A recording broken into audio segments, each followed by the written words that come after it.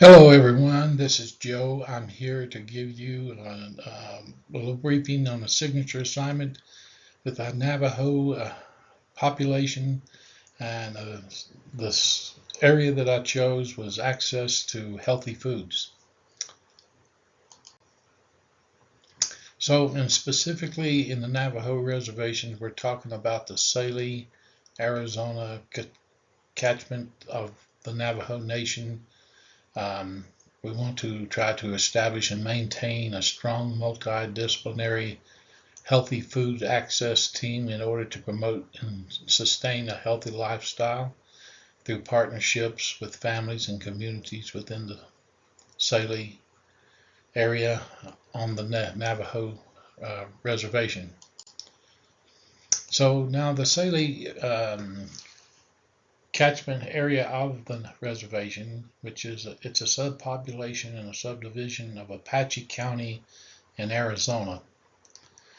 The catchment area is located in the northeastern sector of the food desert of Arizona. The consists of 5 communities, which are Tsaile itself, where the health center is. We also have Wheatfield, just maybe about 12 miles down the road. Rock Point, which is like 40 miles north up toward Utah. And we also have a small clinic up there that we operate on every Tuesday. Round Rock, nothing there whatsoever but a small community. And Lukachai is just a little place about 8 miles north to has a couple of little convenience stores there. So the Navajo Nation is, like I said, the largest American Indian tribe in the United States. They have approximately 250,000 members. Somewhere around 200,000 are enrolled into the health system. Um, the the area is considered by many references as about the size of the state of West Virginia. In an area this large, it's hard to believe, but there are only 13 supermarkets and 50 convenience stores on the entire reservation, with approximately 9 supermarkets located near the Navajo Nation border towns.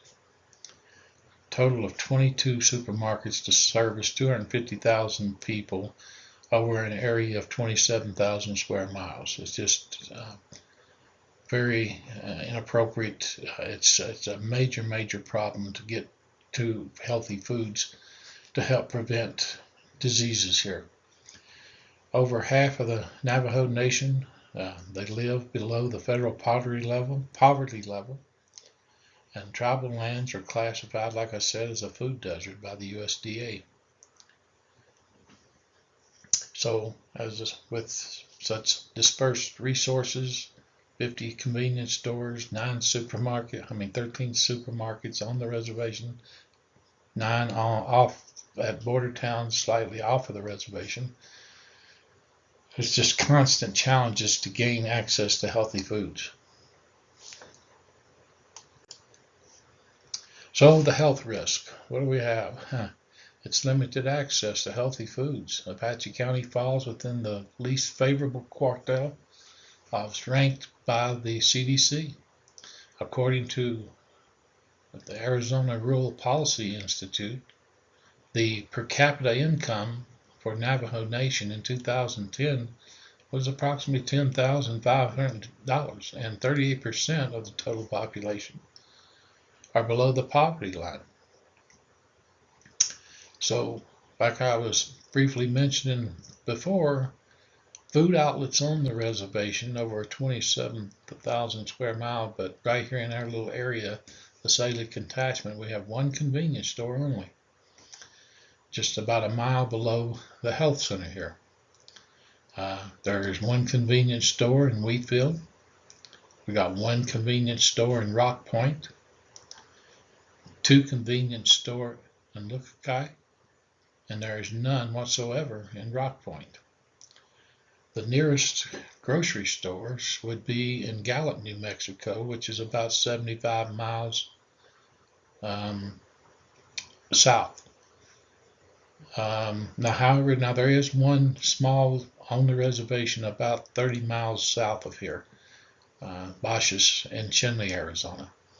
But I more or less consider it as it's considered a supermarket or a grocery store, but it's not much bigger than an oversized convenience store. The selections are very, very limited there. The other one a lot of people in this area go to also is across the mountain off over Buffalo Pass over to the Farmington, New Mexico. There's several supermarkets over there. There's an Albertsons, a Safeway, Walmart's, 2 Walmarts, Sam's Club, and it's like 91 miles through the mountains. In the wintertime, that access is closed, that pass is closed down because of snow and ice, and you can add another 40 miles to that one-way trip going around the mountain to those get groceries there. So the CDC further defines that the Navajo Nation as the second highest in the United States with limited access to healthy food. The percentage of individuals who are low income and do not live close to a grocery store in Apache County is ranked at 43.8% by the CDC. Apache County is second to Hudspeth, Texas, which is rated at 72.27% by the CDC. With being ranked as the worst with limited access to healthy food, this most certainly could have direct impact, and it does have direct impact on other indicators such as male life expectancy, which is only 68.5 years in Apache County. The motor vehicle accidents is also ranked as the highest in the nation, topping out at 64.6% per 100,000. Unemployment is the worst in the nation, topping the charts at 19.8%. Apache County is also the worst in the nation for stressed housing, topping the charts at 43.3%. And the list just goes on and on and on.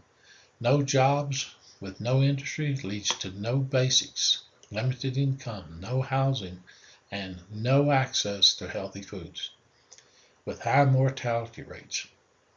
Traveling is a major issue when they do go shopping.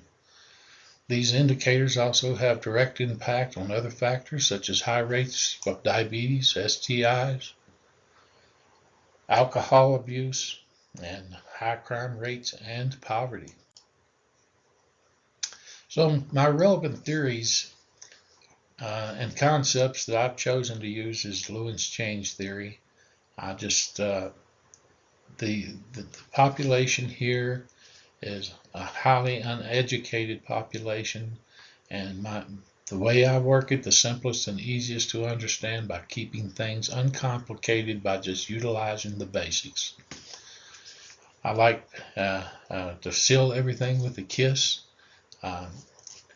Learned this a long, long time ago with a Chief Master Sergeant in the Air Force. We were stationed in Korea together. He used to keep a stamp, and he would stamp different things with a kiss. And we worked for a major, and he would constantly send his writings back to him, seal it with a kiss. Major comes down one day and asked him, after he got frustrated enough, and asked him what this kiss meant. He just simply said, "Keep it simple, stupid." And it seems always to work best from my point of view, especially when dealing with a population such as the Navajos that are mostly uneducated with an on-time high school graduation rate of 68% and hard to communicate with when trying to change inappropriate behaviors such as binge drinking, inappropriate eating concepts. Now, I'll give a little more just briefly here, but I'll give a further definition of how I use this with fried bread.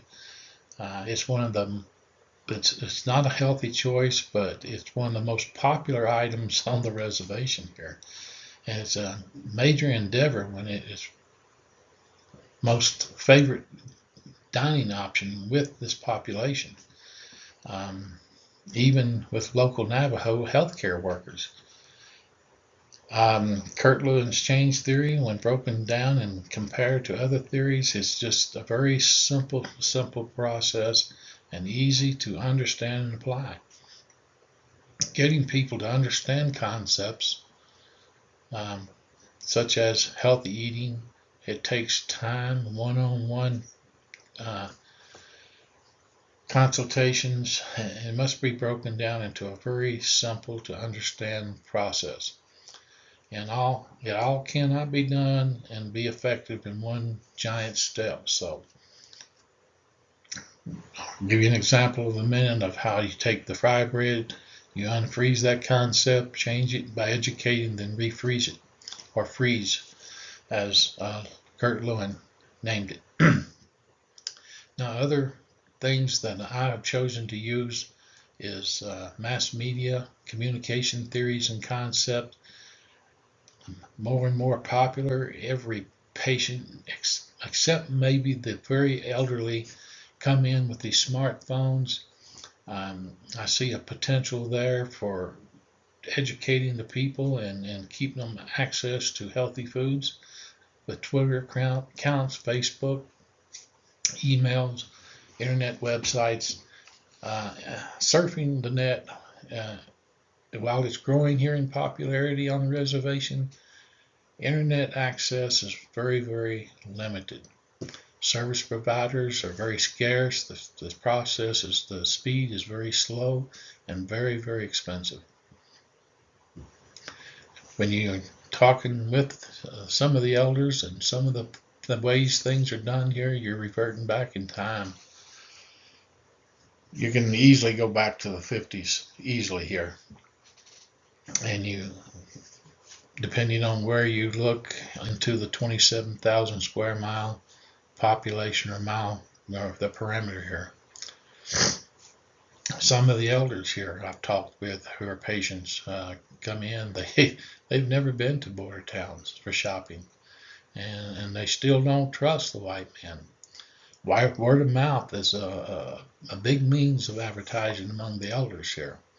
But like I said, the younger populations, the baby boomers and the millennials and things like especially are with the smartphone, and it could be a very interesting way to communicate with them in the future. So the theory here, let's just take the fry bread for example to define how Lewin's change theory might work. And the way I honestly do use it, I use it like this almost every day.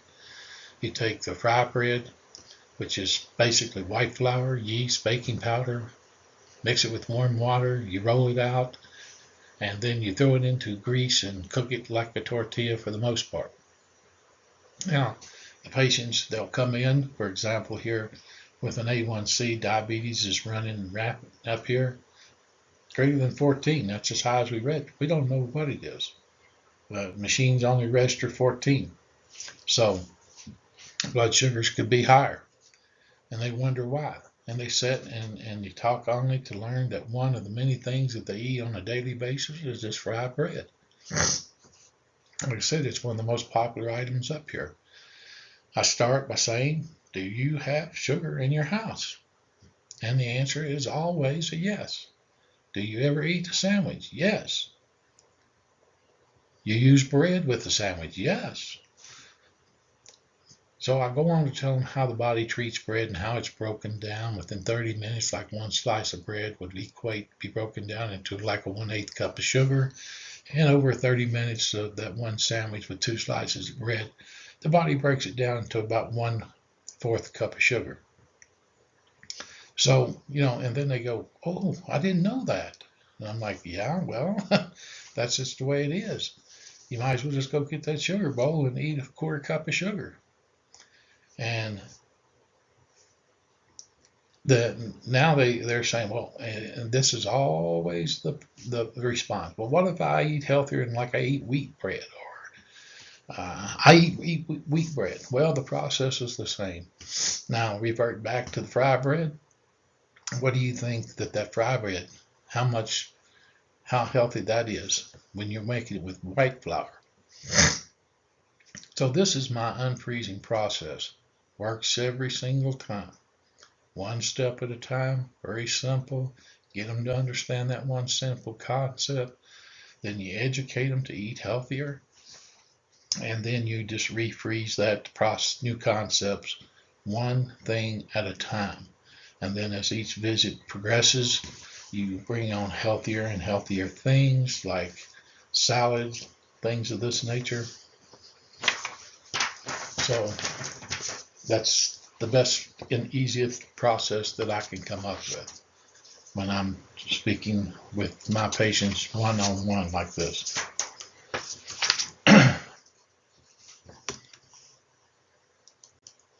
So now as far as the multimedia campaigns, I do the one-on-one deal, but I've also put together a website, try to get healthier access to foods, educate people, give away free foods constantly with different programs at the clinic.